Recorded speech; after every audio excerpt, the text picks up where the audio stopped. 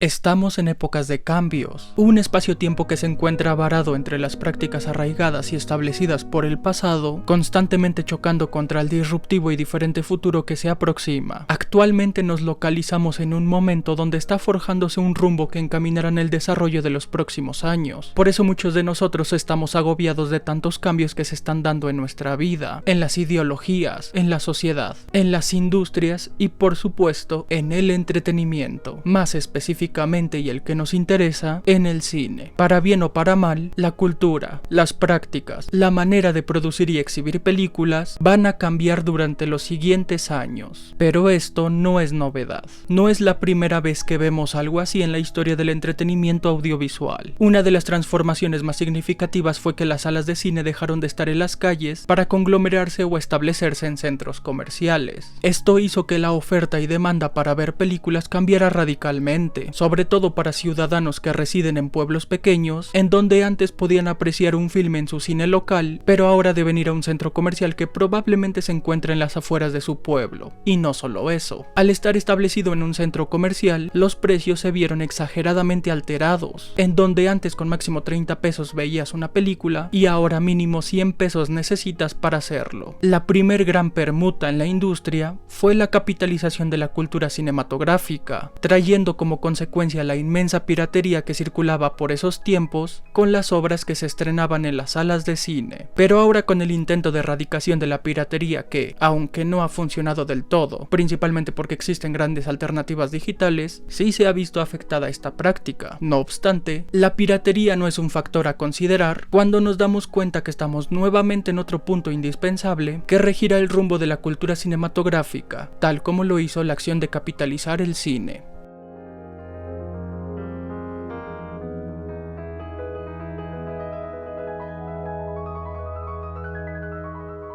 Con la llegada de los servicios de streaming, la sociedad se vio con la posibilidad de consumir una gran variedad de películas dentro de un catálogo, y así poder disfrutar de todo ello a cualquier hora y momento del día, algo que ha representado un gran cambio para el formato físico, pero sobre todo para ir y sentarse en una cómoda butaca de una sala de cine. Mucho se habló de que la apoteósica llegada de estos servicios borraría por completo la idea de ir al cine, cosa que no pasó. El cine no se vio afectado debido a que seguía siendo un lugar que culturalmente tenía un impacto. Independientemente del contenido que ofrecían los servicios de streaming, era indispensable ir todavía a una sala de cine porque solamente ahí podíamos ver la película que socialmente estaba dando de qué hablar. A la gente le importaba un bledo si próximamente se estrenaría en plataformas digitales, pues era más importante estar al tanto de la industria, era más importante ver la película, analizarla o apreciarla para ser parte de la cultura cinematográfica. Sin importar si eres amante del cine o solo un espectador casual, lo importante era que cuando te preguntaran si ya habías visto una película en cuestión, tú pudieras contestar que sí. Las salas de cine tenían una huella social tan importante que los servicios de streaming nunca han sido el detonante de cómo ha cambiado la manera en cómo apreciamos el cine actualmente. Pero entonces, ¿qué ha cambiado en el cine como para que una película como Furiosa o una película como El planeta de los simios ya no sean referentes en la cultura cinematográfica, o como mucha gente lo conoce, un evento? ¿Acaso es la calidad? Es bastante subjetivo. ¿Acaso es el hartazgo de las secuelas? También es bastante subjetivo. Pero en realidad toda esta epidemia de fracasos que constantemente aquejan a las salas de cine se deben a una sola cuestión. El cine en verdad no ha cambiado nada.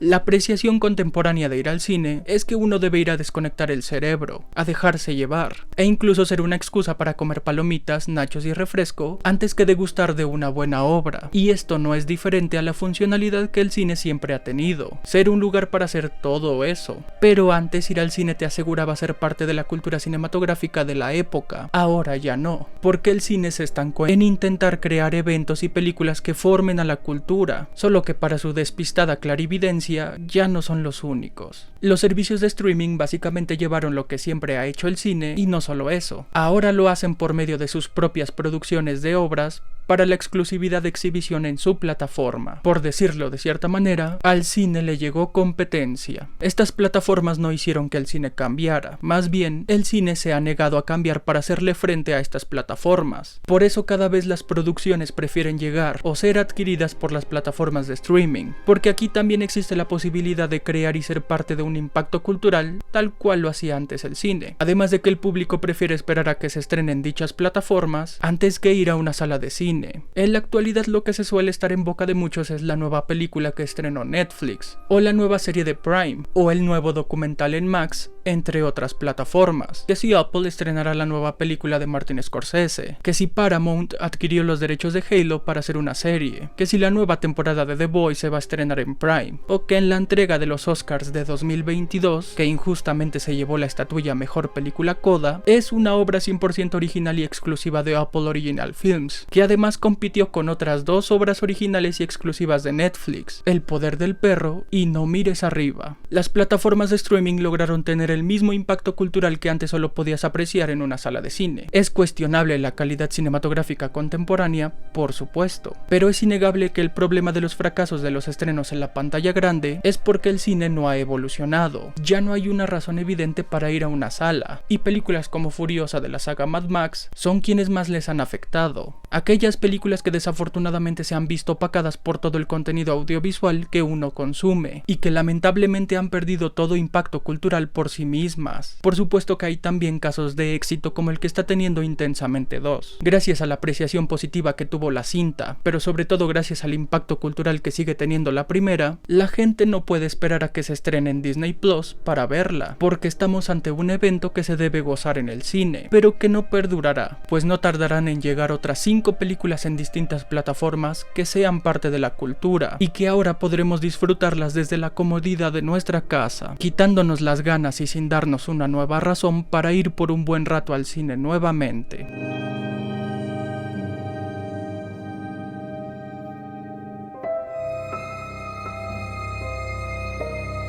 El momento que el cine notó por primera vez esto fue con la llegada de la primera temporada de la serie de televisión web estadounidense, dramática de terror y ciencia ficción, Stranger Things, que fue lanzada en todo el mundo exclusivamente a través del servicio de transmisión de Netflix, el 15 de julio de 2016. Una obra que se convirtió en una parte de la cultura del momento. Únicamente se podía apreciar por medio de una suscripción a Netflix. Claro, en el cine no se proyectan series, pero que Stranger Things se hiciera un hueco en la cultura. Mientras en el cine se exhibieron obras como Doctor Strange, Star Wars, Deadpool, entre otras películas con un renombre de tal calibre, ya estaba avisando lo que se avecinaba. La exclusividad era el futuro. Y mientras Netflix cada vez se hacía un nombre en la industria y en la cultura, el cine seguía estrenando y estrenando películas, hasta que más plataformas llegaron, más producciones exclusivas se plantaron, comenzaron a salir nuevas películas o series que se estaban labrando un nombre en la cultura cinematográfica y popular. La gente podía ser parte de la conversación sin necesidad de ir a sentarse a una cómoda butaca y dejarse el salario en palomitas. Y cuando la sala de cine se dio cuenta de esto, ya no era el único que comía del pastel de la capitalización de la cultura en cuanto a la industria cinematográfica se refiere, sino que encima ya tenía el problema de que se quedaba sin poder comer pastel, la exclusividad del contenido. Lo peor es que en lugar de buscar una alternativa para volver a comer, el cine decidió quedarse con las rebanadas que le quedaban y comerlo poco a poco hasta ya no tener.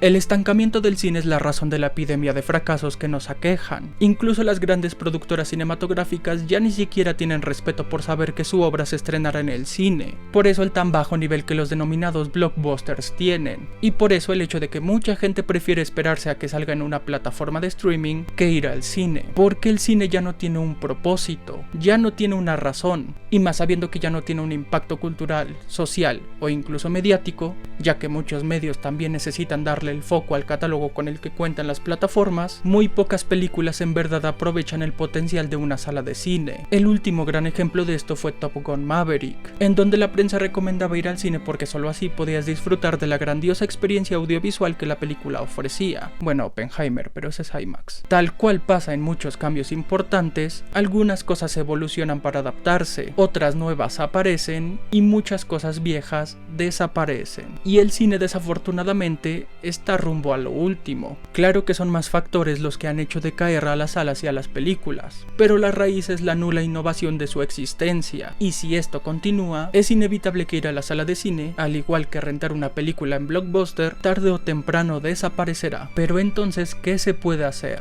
Como dije, si el cine no ofrece una razón clara para que el público acuda, lo mejor que puede hacer es darles una razón para ir. ¿Y cuál político? ¿Qué tal si entradas gratis? Es bastante difícil, ya que el cine depende de lo que la industria cinematográfica produzca. Por ende, lo más que puede pasar es que el cine se convierta en una garantía de que sí o sí vas a gozar de una buena película, pues con todo lo que le juega en contra, encima que la gente hace el sacrificio para ir al cine y que su recompensa sea ver una porquería de película, no tiene sentido. Si quiero ver una basura, también tengo los servicios de streaming en mi casa, muchas gracias. Pero es una buena razón saber que si vas al cine, terminarás viendo una buena película. Además, los blockbusters ya no son suficientes para que el cine sobreviva, entonces darle la oportunidad a cine de autor ha funcionado bastante bien en estos últimos años. Ahí tienes Everything Everywhere All at Once, ahí tienes Poor Things con todo y su polémica, y por supuesto el más reciente evento cinematográfico, el Barbieheimer. Ambas películas eran garantía de ver una buena película, ya si te gusta una o la otra es diferente, pero tan solo las películas por sí mismas ya valían lo suficiente para verlas, ya era calidad, pues por una parte tenías el planteamiento y empoderamiento femenino de Barbie, y por otra tenías la biografía del padre de la bomba atómica, dirigidas por dos grandes directores como Greta Gerwig y Christopher Nolan. Además, el impacto social que se generó por el estreno generó otra razón para ir al cine, ya que eran dos películas tan opuestas, se convirtió en un impacto cultural, en donde nadie quería perderse ver esas dos películas. Era de lo que todo el mundo estaba hablando. Ni modo ser el bicho raro que va a esperar a que se estrene en una plataforma.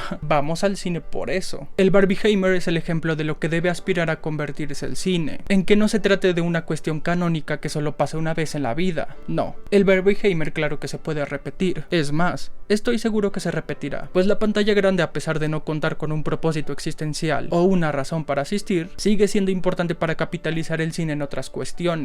Las palomitas, las ediciones limitadas, los vasitos, todo eso cuenta y vale muchísimo. El cine es un elefante blanco que no dejarán morir tan fácil, ya que solo deben darse cuenta que deben cambiar la filosofía de lo que es el cine. Igual dependerá del público si desaparece o no. Dependerá de que a los espectadores nos vuelvan a dar un motivo, una razón, una causa, un fundamento, o ya de plano un pretexto convincente para que valga la pena volver a ir a una sala de cine y acabar con la epidemia de fracasos que se ha manifestado.